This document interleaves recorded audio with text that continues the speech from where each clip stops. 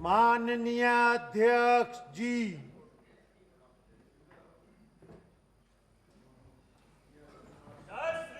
जय श्री राम।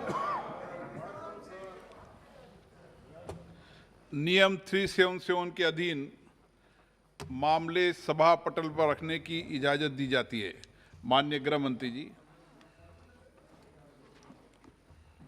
माननीय अध्यक्ष जी, भारतीय सेना को नागालैंड के मौन जिले के तिजित क्षेत्र में तिरू गांव के पास उग्रवादियों की आवाजाही की सूचना मिली थी। इसके आधार पर सेना के 21 पैरा कमांडो के एक दस्ते ने दिनांक 4/12/2021 की शाम को संदिग्ध क्षेत्र में एम्बुश लगाया था। एम्बुश के दौरान एक वाहन एम्बुश के स्थान के समीप पहुंचा। उसे रुकने का इशारा और प्रयास किया गया।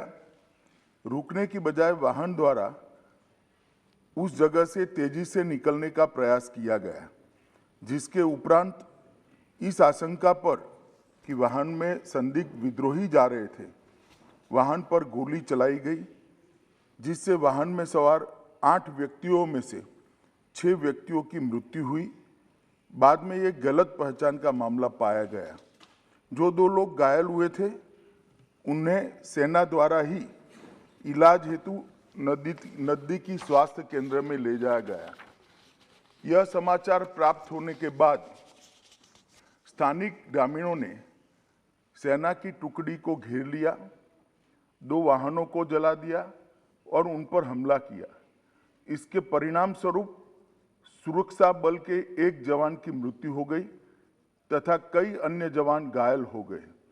अपनी सुरक्षा में तथा भीड़ को तितर-बितर करने के लिए सुरक्षा बलों को गोली चलानी पड़ी, जिससे 7 और नागरिकों की मृत्यु हो गई तथा कुछ अन्य घायल हो गए। स्थानीय प्रशासन और पुलिस ने स्थिति को सामान्य करने के प्रयास किए हैं।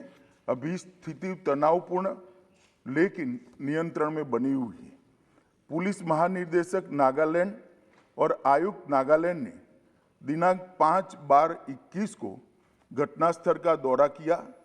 ताजित पुलिस थाने में घटना के बारे में प्राथमिकी दर्ज की गई है और मामले की गंभीरता को ध्यान में रखते हुए इस मामले को राज्य अपराध पुलिस स्टेशन को जांच के लिए सौंप दिया गया है। इस संदर्भ में एक विशेष जांच टीम SIT का गठन किया गया है, जिसे 1 माह के अंदर जांच पूरी करने के निर्देश दिए गए हैं। उपरोक्त घटना के पश्चात दिनांक 5/12/21 की शाम में लगभग 250 लोगों की उद्वेलित भीड़ ने मौन शहर में असम राइफल की कंपनी ऑपरेटिंग बेस पर तोड़फोड़ की।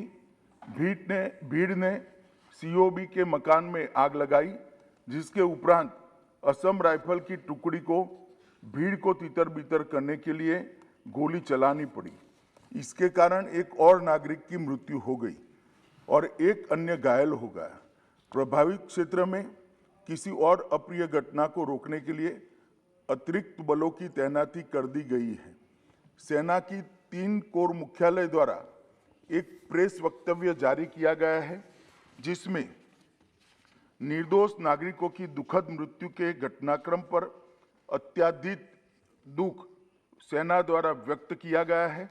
सेना द्वारा इन दुर्भाग्यपूर्ण मृत्यु के कारणों की जांच उच्चतम स्तर पर की जा रही है और कानून के अनुसार समुचित कार्यवाही की जाएगी। घटना की सूचना मिलने पर मैंने तत्काल नागालैंड के गवर्नर और मुख्यमंत्री जी से संपर्क किया।